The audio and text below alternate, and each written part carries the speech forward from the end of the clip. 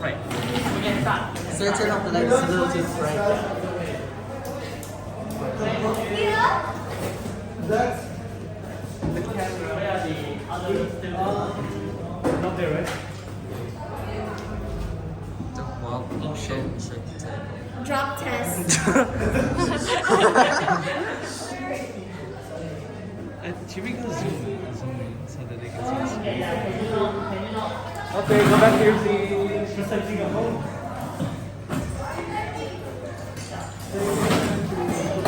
I'll be recording the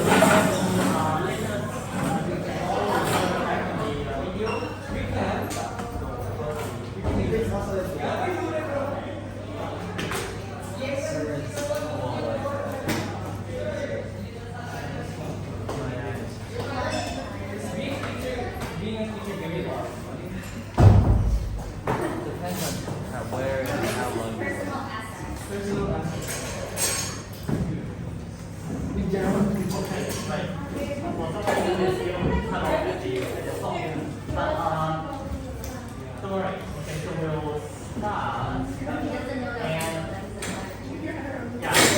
I strongly urge the other half of the class to attend the makeup class. Yeah, so yesterday after school we had another makeup class. And I just want to alert you all to the importance of attending the makeup class, as we are, like, falling behind, to say the least. We are falling behind. So you can see it here. We are only less than halfway done. Okay, we are less than halfway. Well, 46 already done. No, Form 6 is only 67.7% done. So if you don't want us to be like this next year, then we will later be writing this already. Yeah, so even for the Form 6, at this stage, they are only less than 70% done, which is bad. Because by this time, we should have finished everything. We should have started drill in Form 6, instead of still catching up with the progress. So therefore, I need the full cooperation of the entire class. There's no use having just half of the class in the makeup lesson. Yeah, okay, because the rest of the class is not be able to make up. Yeah, so that's that. Yeah, so therefore, I strongly urge that all you attend the makeup class. Okay, like I said, I will be taking attendance. Okay, so I'm not showing you this to scare you. Okay, yeah, but we are really lagging behind. Yeah, what is it? Where are you? I'm filming it so later on I'll refer to the video. Okay, yeah, and also please be seated. Okay. Right, so today we'll look at alkanes, cracking, and also alkenes as well as the reactions. Okay. So we'll first look at alkane reactions. So alkane reactions. So you should all remember that alkanes, they are described as saturated hydrocarbons. So what does the term saturated mean? Do they have any double bonds? Or do they only have single bonds? Alkanes. They have only single bonds. So that's what's saturated. Underline these two terms. They will ask you for the definitions. So saturated means they have no CC double bond. So they have no CC double bond and have only CH single and CC single bonds. The term hydrocarbon means they contain C and H only. You will not find a third type of element. You will not find oxygen, okay, inside these compounds. So means they contain only carbon and hydrogen, nothing more. Unlike alcohols. Alcohol have, in addition to these two elements, they have also oxygen. Okay, they have also oxygen. But alkanes, they have only C and H. So they qualify as hydrocarbon. So that's alkane. We have some examples here. Okay, so let's take a look at a few examples. Then you will know why we say they are saturated. We have methane, which is the gas produced by cows, and it is responsible for global warming, okay, enhancing global warming, and we have e-fanning. So I'll just put two examples down because these two examples should be sufficient to highlight the saturated, okay, property of the alkanes. They have only CC single and CH single. You will not find any double bond in there. So this is what saturated means. And this will affect how they react later. And on the right hand side here, I want you to put down a list of the reactions that they are capable of. So there are 3 reactions that we say alkane can take part in. And the first one is combustion. What does combustion mean? Burning. In the presence of what? Oxygen. So without oxygen, know that combustion cannot happen. Combustion can only happen when oxygen is present. So reaction number 1 is combustion. Yeah, means reaction with oxygen. And whenever an alkane reacts with oxygen, it will form carbon dioxide and water in complete combustion, and carbon monoxide and water when incomplete combustion. Okay. Yeah. The second reaction here is cracking, which is the main focus today. So cracking is the thermal decomposition. So you all know what thermal means. Thermal means heat. Okay. Decomposition means things breaks down. And when we break down an alkane by heat, in the absence of oxygen, can you underline this? Combustion requires oxygen, with oxygen. Cracking must be done in the absence of oxygen. Yeah, as you may have noticed that they both require heating. Combustion requires heating. Cracking also requires heating. So when you heat alkane with oxygen, combustion occurs. But when you heat alkane without oxygen, cracking occurs. So whether or not oxygen is present makes all the difference. Okay? Yeah. The third reaction here that we'll look at is substitution. So substitution is the reaction with halogens. Okay, so you can put down next to O2, next to oxygen. O2 represents oxygen. Halogen is X2. So X2 can be anything like, Cl2, Br2, or I2. Yeah, you can put down F2 and I2 as well. But we seldom use them in reactions. That's because of 2 reasons. Fluorine, is it the most or the least reactive halogen of the family? Most. Okay, it's too reactive. Okay, we just don't want to react alkane with fluorine because it will be too vigorous a reaction. So this is too reactive, so we do not use it. And with iodine, it's too unreactive, so we'll also not use it because we don't want to wait for hours, okay, to see results. So note that because of these 2 reasons, fluorine and iodine, they are seldom used. Okay, so the one because it's too reactive, the other because it's too unreactive, meaning it's too slow. This will be too rigorous, and this will be too slow a reaction. Both means they are therefore not normally used in experiments. Not that they won't have a reaction, they still react, but we just don't want to do any reaction. So we will now look at these 3 reactions in detail.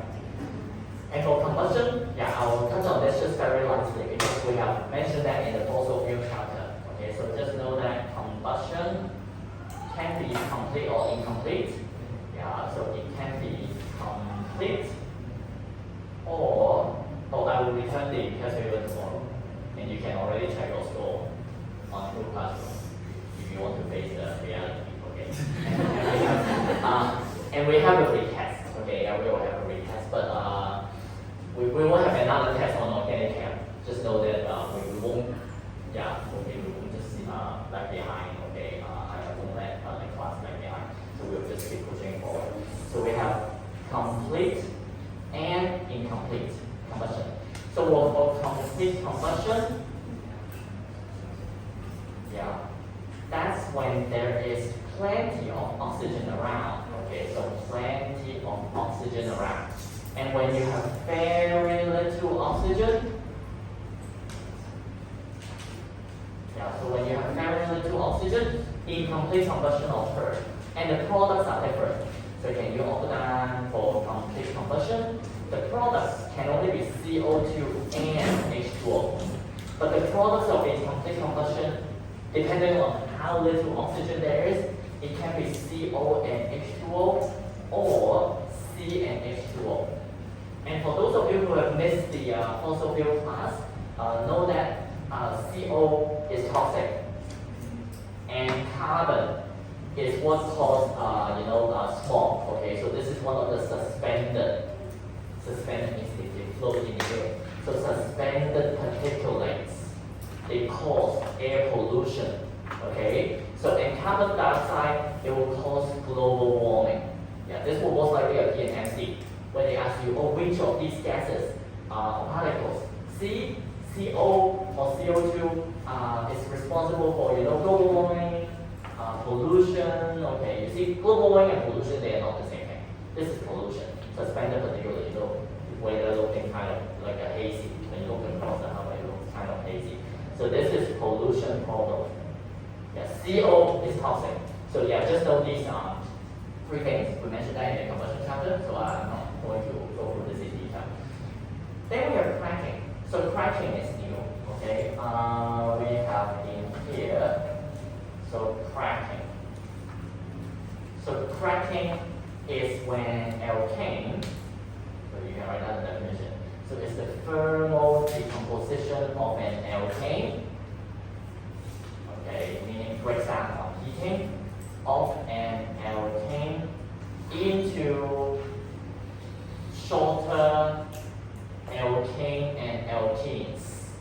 So shorter alkanes and shorter alkene bracket S.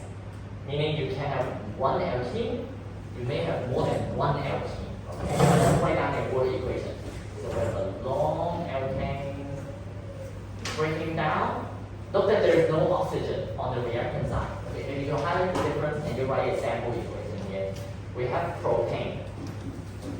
Yeah, when you burn propane, it means you're reacting with oxygen. Oxygen is a reactant. Can you make sure you write this down? Oxygen is a reactant. Okay? Cracking, however, okay, oxygen must be absent. No oxygen in the equation.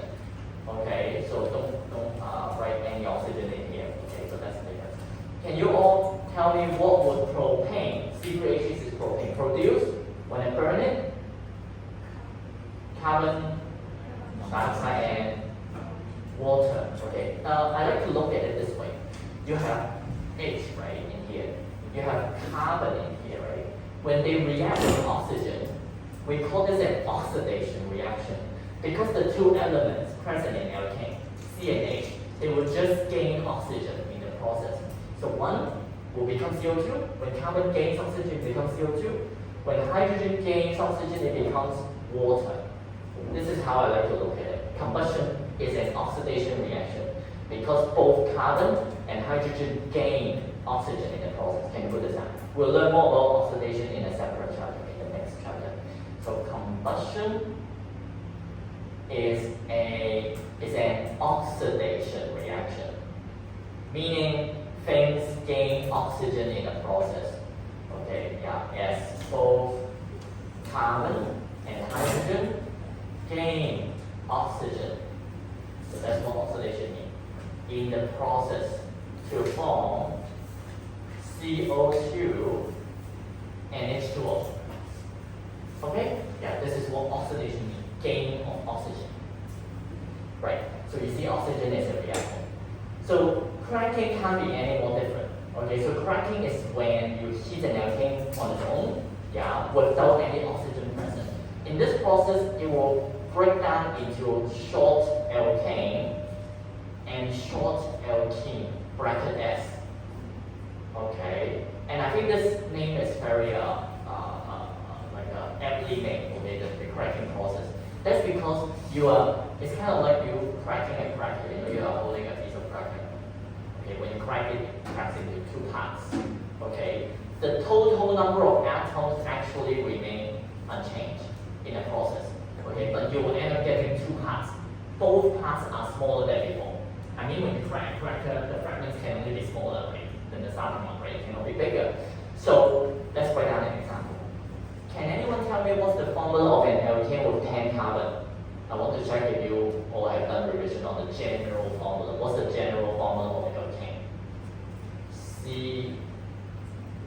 NH2N plus 2.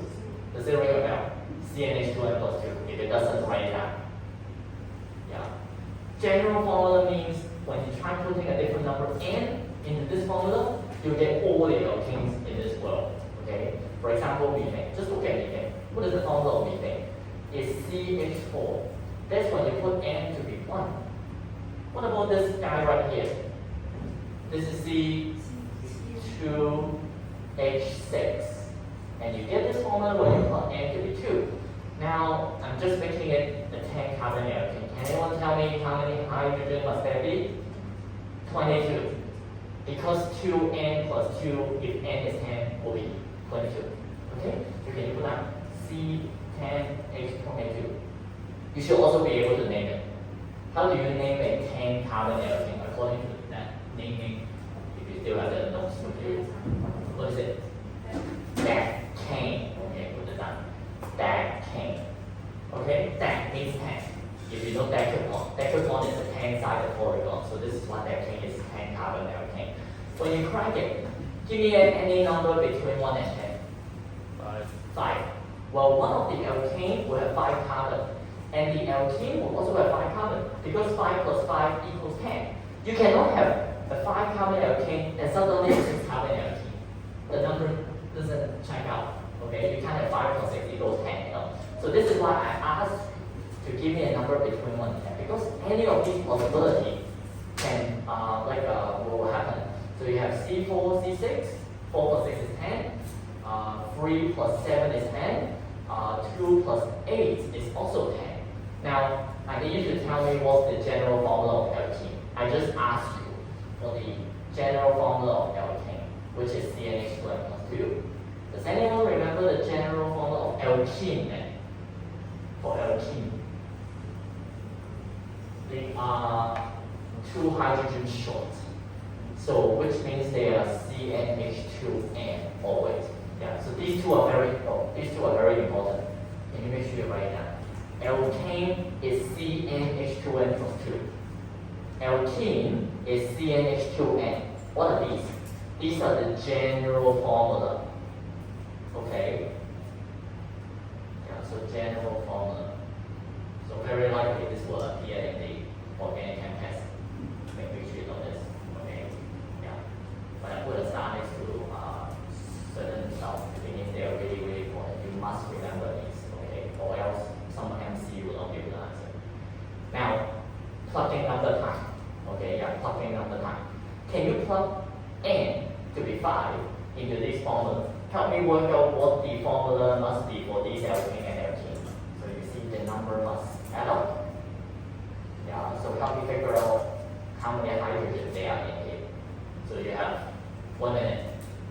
1 minute. You can use a calculator. Yeah, feel free to use a calculator. But you should use these formulas to help you. Okay, we'll check the answer in 1 minute. Yeah, copy these answers. Okay? Copy these numbers. 5 plus 5 equals 10, 4 plus 6 equals 10, 3 plus 7 equals 10. As long as they add to 10, it is one of the possibilities.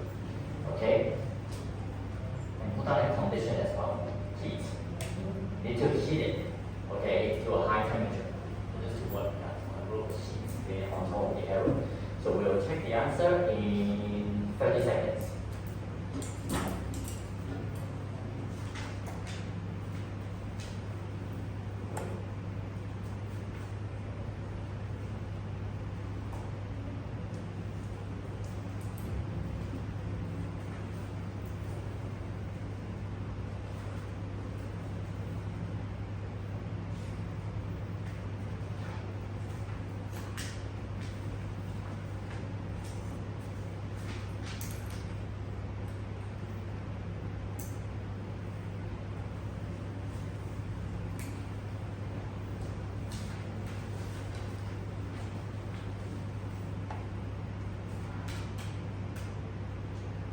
Okay, right. So anyone can tell me the answer to the first equation? What is an alkene with 5 carbon? C5H, you mean H12. Okay, don't forget the H. H12. And then for this part, you have 2 options. You either plug 5 into N, or you can do subtraction. Why? Because this is C10 H22, right? If one part you get from C10 H22 is C5H12, how many hydrogen are left? What is 22 minus 12? 10. Alternatively, you can plug the number 5 into n and see what 2n gives you. It is still 10. This is math. Okay, yeah, so I welcome you use any of these methods. Method 1 is to put these numbers into the general formula. The second method is to do subtraction. Okay, write down the subtraction expression on the right. C10H22 minus C5H12. You can just do it like subtraction. You will have C5H10. This is why this is C5H10. Okay? Yeah, so for the rest, just check the answer. I'm sure this is just number plugging. Okay, nothing too special in here. C4H10 and C6H12. C3H8 and C7H14. C2H6 and C8H60. Okay, but can I write something like this?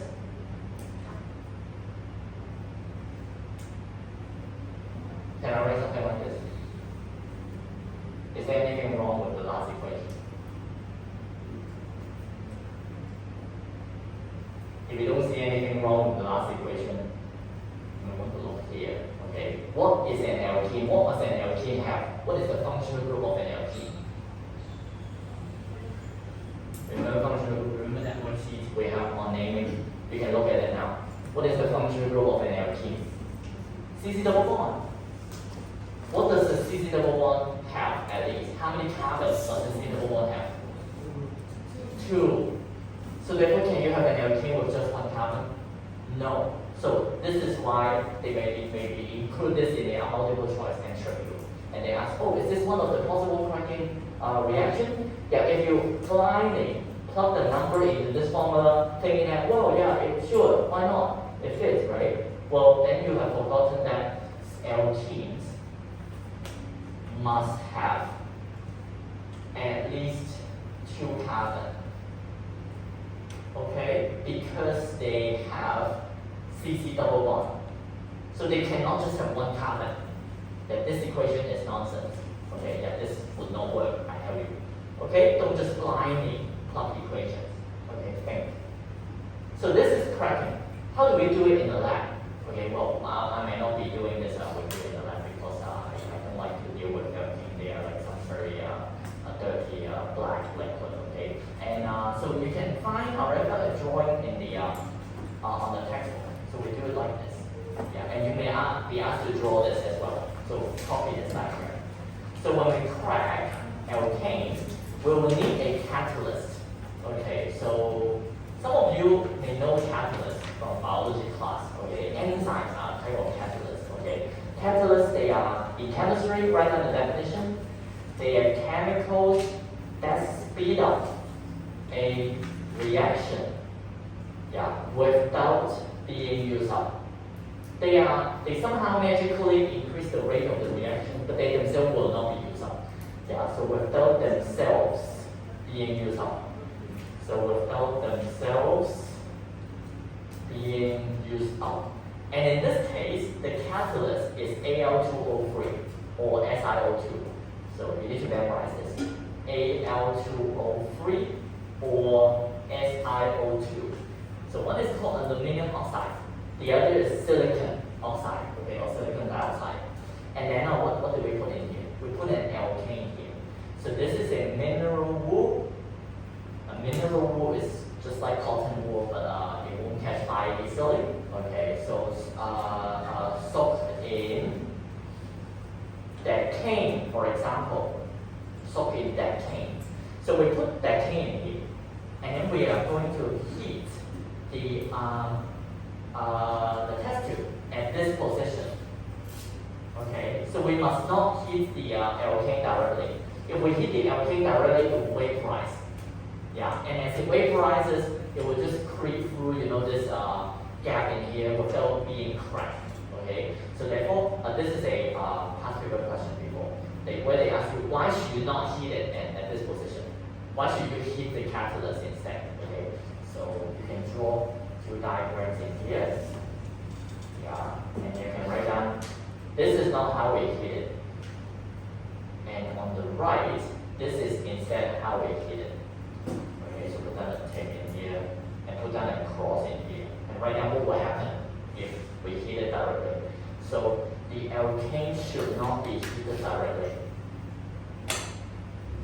not heated directly, as they will vaporize, without being cracked. If you heat them directly, so without being cracked. So cracking is the name of this reaction. When they split, okay, like a piece of cracker. If you heat them directly, they will just turn into gas without being cracked. But the catalyst instead should be heated. So catalyst is heated instead. Okay, so the cracking reaction can happen on it. So remember.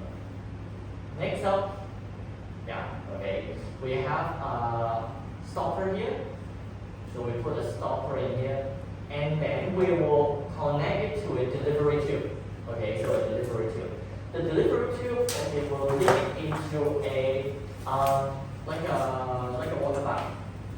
Where they will then let the content out into a measuring cylinder, an inverted measuring cylinder. You can say we are using water as a trap. We are tracking the product of cracking, the alkenes and alkenes. We are tracking them in here using water. We know they are not soluble in water. Therefore, we can trap it with water. If something is soluble in water, we cannot trap it in with water because it will just dissolve in it. We have a way to escape. So we know these things, they hate water. They are like oil. We know oil and water, they don't mix. So this is why you can take out your favorite highlighter, and then you can put down these things. Where are these collected? These are collected in here. Okay, they will be in this space.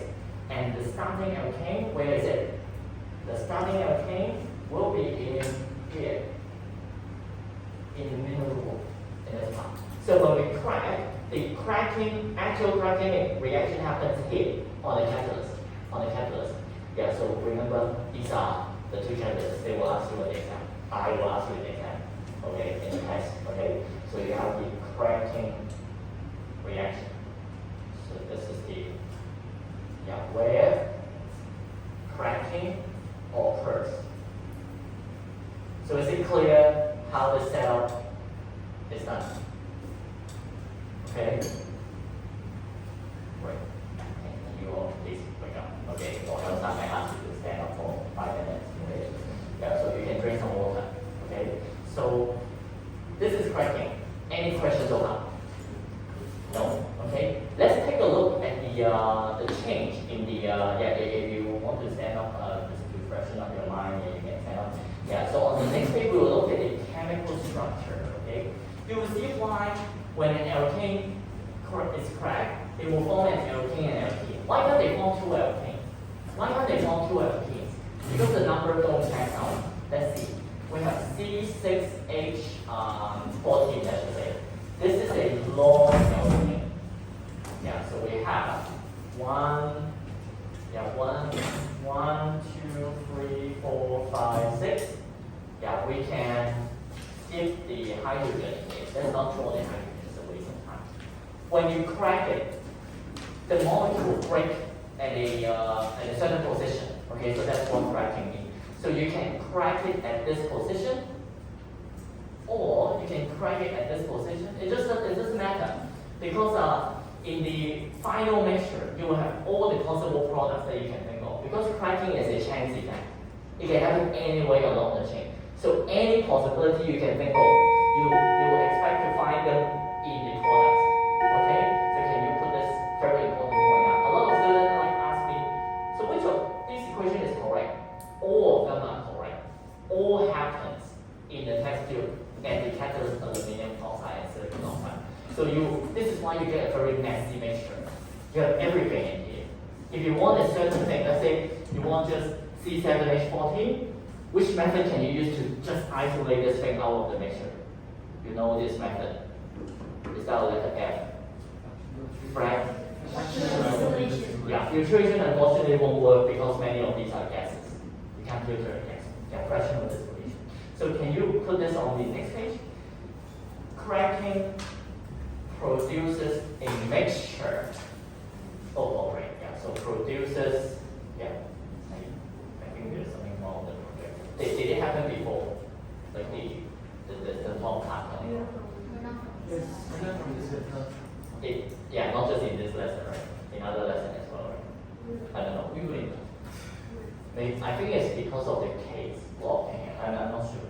So cracking produces a put down mixture of many alkanes and alkenes.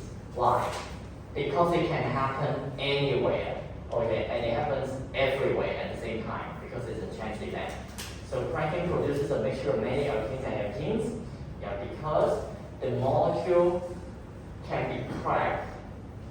So the molecule can be cracked anywhere. So anywhere along the chain. And because it's a chance event, every of these possibilities will happen. Okay, so let's see what happens when we crack it at this position. You get a fragment with 2 carbon, and then you get another fragment with 4 carbon. One of them will become an alkane, the other will become an alkene. So therefore, you can say, in the first case, you will either have this possibility, you will either have the left one becoming an alkene, and the right one becoming an alkane, or the right one becoming an alkene, and the left one becoming an alkane. It doesn't matter.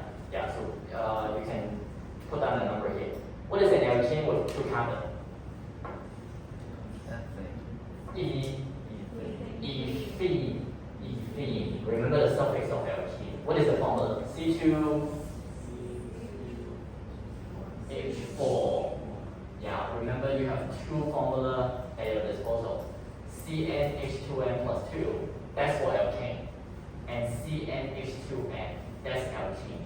When you see a double bond, that's an alkene. So you should plug 2 into this formula instead. Yeah, when you have an alkane, that's CnH2n plus 2. What about this guy here? How many carbon do you see? 10, C4H10, yes. This is an alkane, so you plug it into the first formula, right? Yeah. Alternatively, the 2 carbon fragment can become an alkane, which is C2 6, because 2n plus 2 will be 6 if it were an alkane. And the 4 carbon alkene will be 8, C4H8. And you can check the numbers. They add up. 4 plus 10 still adds up to 14. 6 plus 8 still adds up to 14, right? So that means either of these possibilities will likely occur, okay? So either of these will happen. So I'll just put down. You can get this or this, and you can get this or this when it splits at the second position, okay? Well, in here you have only one option, I would say. Yeah, because you have only 2 free carbon fragments, right? And one can be an alkane, the other can be an alkene. Yeah, you will not have another possibility here. So you have C3 and C3. So can anyone tell me what is the formula of an alkane with 3 carbon and an alkene with 3 carbon, respectively? C3 H8 for an alkane, and C3 H6, don't forget it. Yeah, so H6 for an alkene. Do you get it? Okay? And finally, can you put down, if the question wants you to isolate one of these products, let's say, oh, I want just C4H8 out of these messy mixture here, use fractional distillation. Okay? This is another thing that DSC likes to ask students about. So if a certain alkane or alkene is desired, if you want it, okay, so it's desired, yeah, you can use fractional distillation to obtain it. Because each and every of these alkane and alkene has a unique boiling point. So they boil at a particular temperature. So this allows you to select a certain alkane and alkene. And then you can collect it. So we can use fractional distillation to obtain it. Is that clear? So then we have the next question. Why do we carry out alkene? Why do we carry out cracking? There must be some reason, right, why we want to do a certain reaction in the lab, right, or in the industry. So cracking, this is because you can put down the uses of cracking. There are two mainly, and this is a very hot topic, okay, for users of energy. Number one is to produce more fuels, so produce more short alkane for fuels. So short alkanes for fuels. So now I'm checking to see if you have done revision. What are the fractions that you can collect from crude oil, from the lightest to the heaviest? LPG. LP, yeah, LPG. What about the second more? The bottom one is bitumen. Yes. You should also know everything in between. What are they? So put it down. I remember the first letter, LP, NK, TF, LP. So we have LPG, petrol, naphtha, okay, kerosene, gas, oil. Let me tell you this will be on the test. So you remember the order. Well, then I'm not telling you yet. Okay. Yeah, so I haven't made up my mind. Okay, so we have fuel oil, lubricating oil, and finally bitumen. And for this factual stuff, I really want you all to remember because there's no different way to ask it. Okay, and you just remember the order. So this should be some points that you must be able to secure. So to produce more short alkanes for fuels. So out of these many fractions, the top ones here, you see, most of them are used as fuel. You see, the bottom two, they are not used as fuel. Lubricating oil means wax and candle. Do you use wax and candle as fuel? Well, unless you are maybe in Africa, I guess, yeah, maybe you light your house using candle. But for most parts of the world, we use these top 1, 2, 3, 4, 5, 6 as fuels. Okay, these are shorter, you see. So these are, short term, and these shorter ones, they are used as fuels. And we can crack these very long ones into the short ones. So you can say these two are the very long ones, like really, really long here. And these ones are really short. Yeah, when we crack these long chain alkanes, we can get these fragments. Okay, so we can get these fragments. And these can be used as fuel, you see. Okay, what's more is that bitumen and lubricating oil, we have so much of these substances, that we don't have much use for. So, and they will just be lying around, okay, without much use for them anyway. So therefore, cracking cannot solve the supply and demand problem. We have too much bitumen and lubricating oil, and there's too little demand for these. But at the same time, for these substances, they have very little supply, but very high demand. Okay, so can you help me draw this chart in here? I know this is not like the one class, but you can see for the shorter chain alkanes like LPG compared to bitumen, there is a very little supply of LPG, but a very large supply of bitumen. So the blue graph represents supply. At the same time, when you look at the demand, there is a very high demand for LPG. Yeah, most homes, okay, use LPG. Okay, so chances are that you may be using it at home in the electric, in the heater. So and then there's bitumen. Yeah, I mean there may be rows that you need to cover bitumen in, but there are many. And once the bitumen is on, seldom you need to replace it, right? So that's why there's a very little demand for bitumen, but there is a very large supply of it. So how can we use this large supply of bitumen to meet the high demand of LPG? The solution is cracking. So we can crack these very long bitumen to meet the supply, to meet the demand of LPG. Do you get it? Okay? Yeah, and in exam, you really just need to know, well, cracking helps solve the supply-demand problem, okay, by making more short-chain alkane for fuel. That's point number one. Point number two is to make alkenes. You know, alkenes, they are unnatural. They are not found in crude oil. Remember what I said earlier, right? Crude oil is a mixture of, they form from their organisms, yes. And most of them are alkanes, I tell you. Most of the compounds found in crude oil is alkane. You will find little to no alkene inside crude oil. So why do we want to make alkene then? Because alkenes can help make plastics. Alkenes don't make plastic, alkenes do. Alkenes can also help make medicine. There are a lot of things that alkenes can make that alkane cannot. But then sadly, in crude oil, when you look at the black oil, it's mostly the alkane. There's little to no alkene in it. So therefore, we can use cracking to manufacture alkenes. So therefore, remember point number 2 is to manufacture alkenes which are not naturally present in crude oil. Okay, so just a reminder here, alkane is the main compound found in crude oil, not alkene. So which are not naturally present in crude oil. Yeah, but alkenes are useful for many applications. So alkenes can be used to make plastics. Well, but now I think we are all crying over this problem, okay, plastics. I mean, we are in a love and hate relationship with plastic, okay. For one, they are durable. But then what happens when you dispose of them? You don't want them to last so long, right? Yeah, so this is why we are caught in a love-hate relationship with plastic. And we are doing away with plastic. We are switching over to using, fungi composite.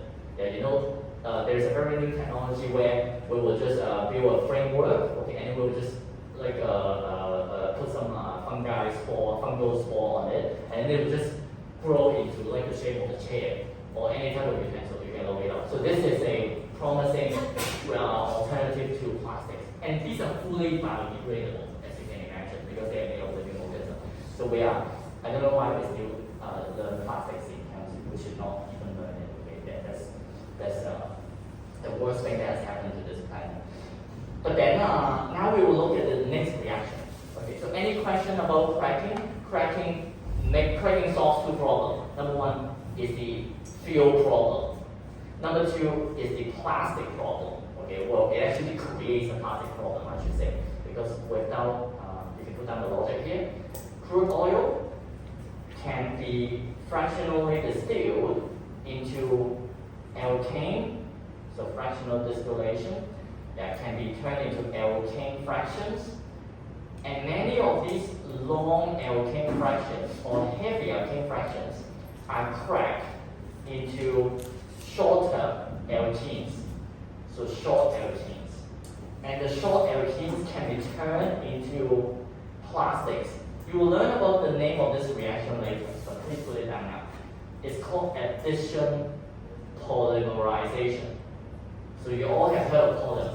Polymer is another nickname for plastic, you can say. So polymerization, therefore, is the process of making plastic. And the way we make plastic is by adding things up.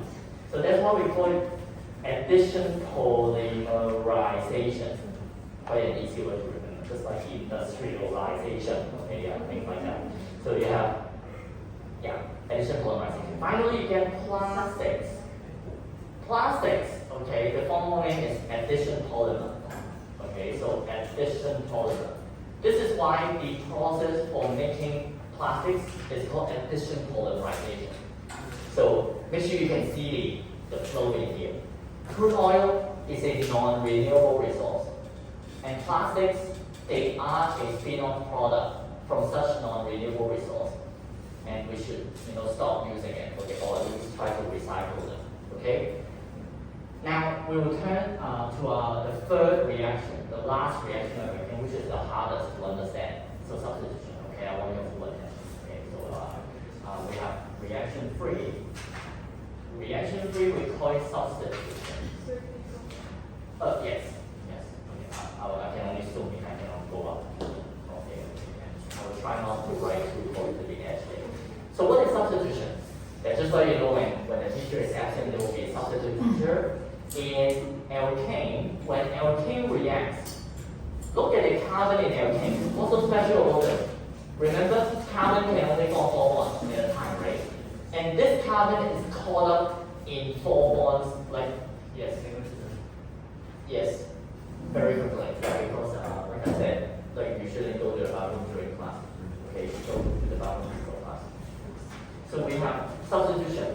When alkane reacts reacts with a halogen. Okay, so can you put that alkanes and halogen?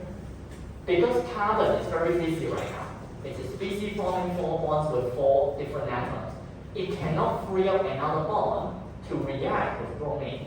So the only one way for the carbon to react is to swap one of the hydrogen with Br. This is why we call it substitution. It cannot react by addition. Yeah, because there's simply no room for carbon to gain an extra atom. So the only one way is to let go of one atom and take in the Br. This is called substitution. So you can easily predict the product, of such reaction. So it will be called CH3Br, and all of you should know how to name this.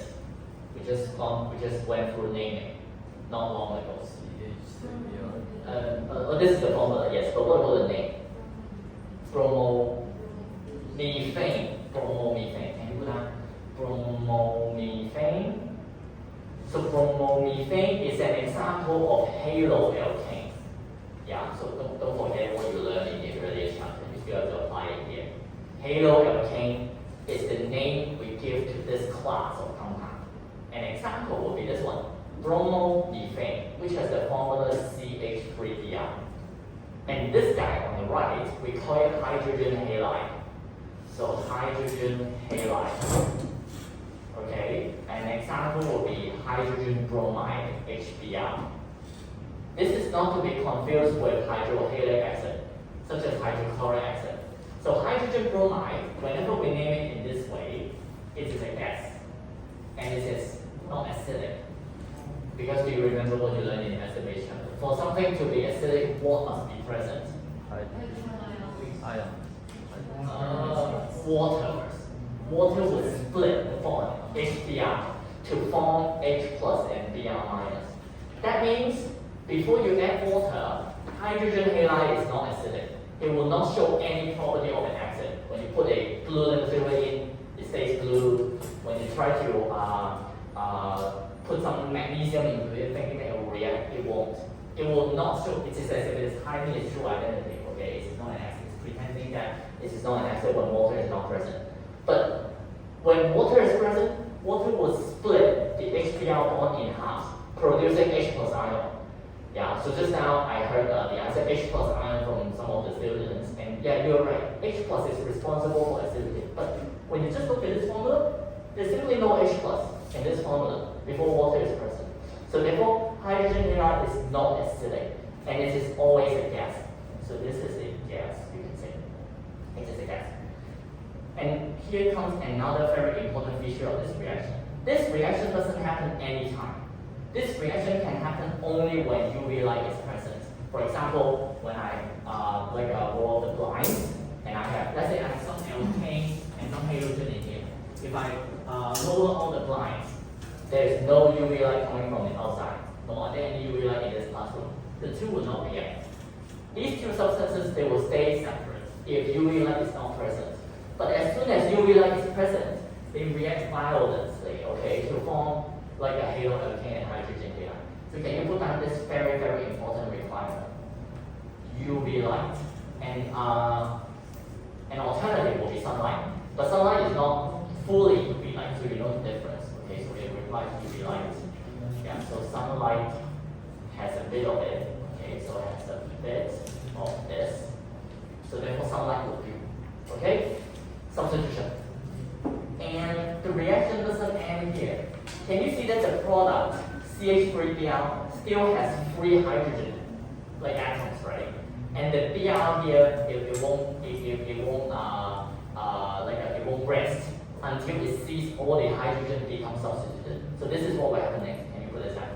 CH4, after undergoing a round of substitution with Br2, it will become CH3Br.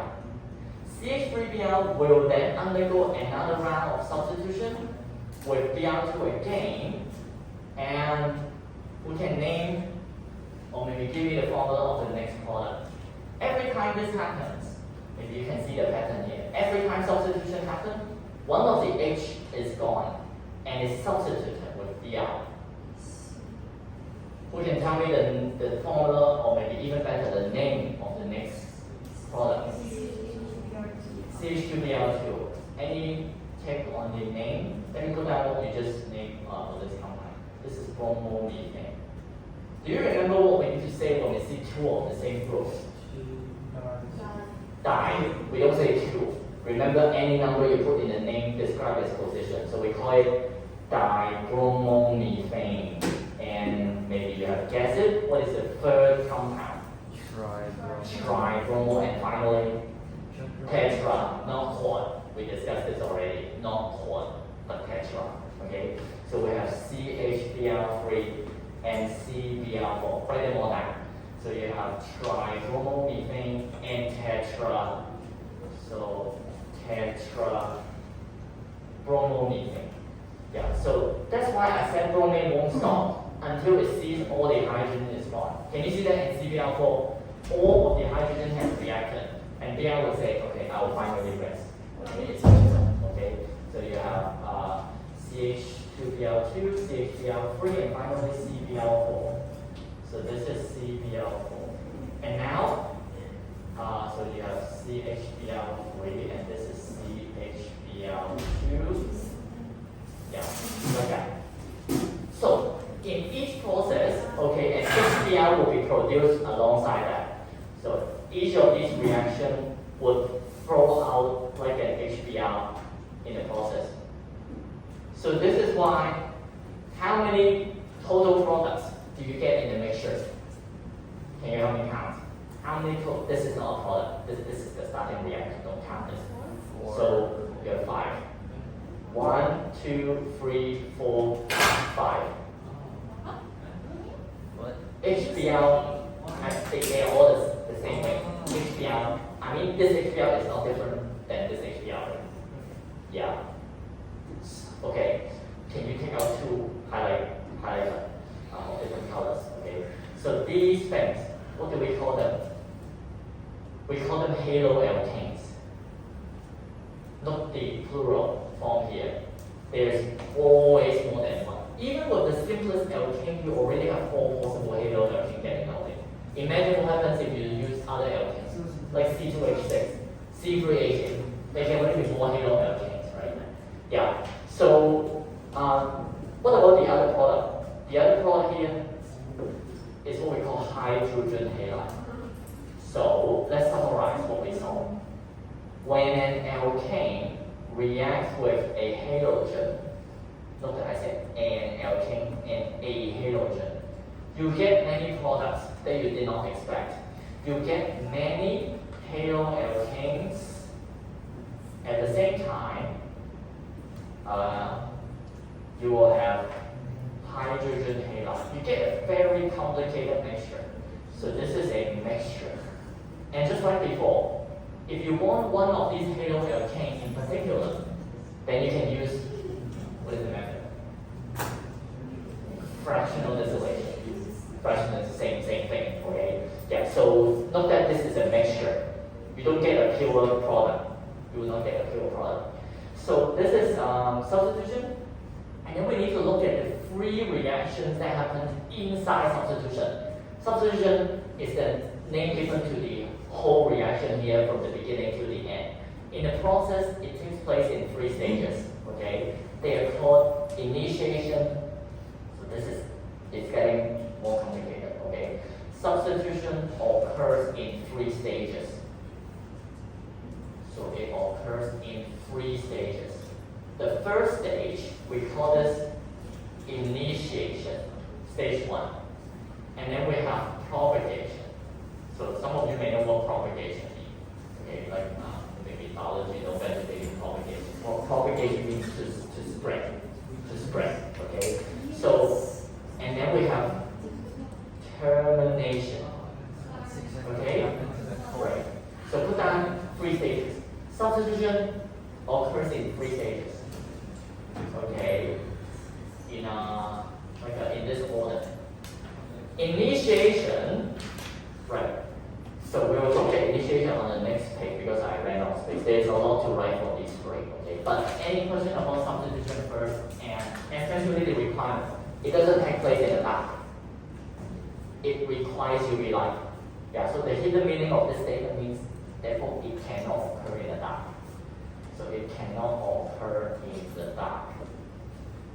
even in these types of artificial lighting. There's no UV light in this. I mean, if there's UV light, you won't be tan. You won't be looking like pretty tan, okay, after attending all day school for a year. So on the next page, we'll look at the initiation. Okay. So the first stage, so stage 1, initiation. Okay. So you have the halogen becoming 2 radicals. Has anyone heard of radical before? Maybe in biology? Yeah, the plant. The what? It's like in the seed. Like in the seed? Yeah. No. They are like something that is produced in the respiration process. Every time you take oxygen in, oxygen will generate radical in your body. And radical, you know the word radical in English. It means something very, how should I put it? Okay, like very radical. Okay, yes, so you see they are very aggressive, I should say. Like they like to attack your protein, your DNA. So you know what happens if you don't eat enough fruits? You age more quickly. If you don't do enough sports, you age more quickly. Well, everybody age. There's no changing that. But the more fruits you eat, the more antioxidants you take into your body. Antioxidant can slow down aging due to radicals. So yeah, I mean you can try. You can try. Yeah, maybe some of the students can eat McDonald's more like for 7 days a week, and then the other group of students can eat healthy. I'm not saying that you have to be complete vegetarian to maintain something, but the more fruit you eat, the slower you age. And this is where we look at radicals. When UV light, when UV light hits the halogen bond. So for example, we have Br bond. It will split the bond up. How many electrons is a single bond made of? Not 1, but 2. Do you remember this? I don't remember when you should have learned it. Chapter 8. Yeah, probably. Okay, yeah. So this you must know. This is the bond. Oh, sorry. So this is the Br bond. This bond represents this. Can you see 2 electrons in this bond? Okay. So a single bond contains 2 electrons. What will UV light do to this bond? It will split it up into 2 electrons. So you will have X dot and X dot. It gets back its own share of electrons, like that. Okay, this is just an example. In the exam, don't be so stubborn. When they ask you when they ask you Cl2, what happens when Cl2 splits? Don't write Br dot. Okay, you know what I mean. This is just a general formula. It can be any halogen. So you have Br and another Br here. So this single out electron here is what makes it a radical. Okay, so you know a radical is very aggressive, right? Okay, so you have this cross in here. Anything with an unpaired electron, we call it a radical. So this should be a new word. Okay, so write down the definition. A radical or a free radical. Yeah, so if you don't feel like writing a lot of words, then just write radical. A radical is a very reactive species with an unpaired electron. Okay, I like to think of them as like very greedy species. How greedy? Look at the outermost shell. Is it stable? No. Why? How many electrons do you need to have for you to be stable? 8. And why liken them to very greedy guys? They will do whatever it takes to steal that last electron just to make themselves stable. That's what makes them radical. That's why it attacks your DNA. That's why it attacks your protein, because it will steal electrons from these stuff. Okay? Yeah, and who knows, when they attack your DNA, you might even get cancer. So amorphous. Okay? So a free radical is a very reactive species that has an unpaired electron. Where is that unpaired electron? Can you identify it? You can see it here. You can see it here. This is not paired. Well, this is obviously one unpaired. They will do whatever it takes to steal the electron. And this is already stage 1, initiation. We are already done with 33.3% of the substitution reaction. This takes place in stage 1. Now stage 2. So we are under substitution. Propagation is the second stage in substitution. Once you have made the radicals, let me dump this process down into a single sentence. If I need to describe stage 1 in one sentence, what is it? It's to make radicals. Okay. Stage 1, the only point of having stage 1 is to make some radicals. And then these radicals, so propagation is to have the radicals attack the alkane. Remember alkane, are they very reactive or are they very unreactive? Unreactive. You should all have been to the lab before. I think we just went back from the lab like some days ago. Have you seen potassium metal or sodium metal in this jar before? No. Oh, you should have. Have you seen this before? No. Oh, that's sad. Okay, Okay, now let me show you. These are potassium and sodium metal. What do they mean? Paraffin oil. Do you know that paraffin oil is an alkane? Oh, really? Yeah, so you know potassium, you all have seen what happens to potassium when you throw it in water. Yeah. So why doesn't it do the same thing with oil? That's because Oil it's density is. not only that, but oil is also very unreactive. Alkane is also very unreactive, okay? And the best way to store something reactive is to use something highly unreactive. So alkane, I need to know that they are very unreactive. It's very difficult to kick them into a reaction. This is why we need to make the radicals, okay, in the first place. Yeah, so I know what I said earlier. Let's not give a radical a bad reputation. Yeah, they have a bad reputation in your body. But in chemical reaction, they are great for starting a conversation with these very unreactive chemicals. Think of alkane as like very shy people. They didn't like to talk, okay? Yeah, so to kick them into a conversation, you need something very, very radical, okay? Yeah, so it's to have the radicals attack the very unreactive alkane. You need to know that alkanes are very unreactive, okay? And this is a perfect example of that. So you can write, this is paraffin oil. So paraffin oil is an alkane. Potassium is very reactive, okay? Yeah, so alkane is unreactive. It's best for storing potassium. Yeah, so it's very reactive. Okay? So it's to have the radicals attack the very reactive alkane. So let's look at how this is done. So you have the CH4. So you can see CH4 and X radical here. So the X radical, when it comes near an alkane, it will steal one of the hydrogen from it, and that will leave behind a radical in its wake. Okay, like this. Okay, I know this will not be clear enough, which is why I'm going to expand the bonds for you to see it more clearly. Remember that a bond has 2 electrons. This very selfish radical, remember I said it's a very selfish person, it will steal one of the hydrogen atoms together with, let me very quickly draw this. You have CH3 radical and the HX.